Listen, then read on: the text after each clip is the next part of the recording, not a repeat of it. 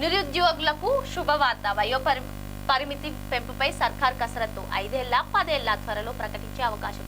ఏదైతే రాష్ట్రంలో ప్రభుత్వ ఉద్యోగాల భర్తీ కోసం ఏదైతే ఎగ్జామ్స్ నిర్వహిస్తారో మరి అందులో వయోపరిమితి కూడా ఒక రూల్ ఉంటుంది. మరి ఆ వయోపరిమితిని 5 ఏళ్లకు పెంచాలా 10 ఏళ్లకు పెంచాలా అని చెప్పి ప్రభుత్వం ఆలోచిస్తుంది. త్వరలోనే దీనిపైన అధికారికంగా ప్రకటన వచ్చే అవకాశాలు కూడా కనిపిస్తున్నాయి. రాష్ట్రంలో ప్రభుత్వ ఉద్యోగాల భర్తీ కోసం ఎదురు చూస్తున్న నిరుద్యోగులకు తీపి కబురు అందించే దిశగా రాష్ట్ర ప్రభుత్వం అడుగులు వేస్తోంది.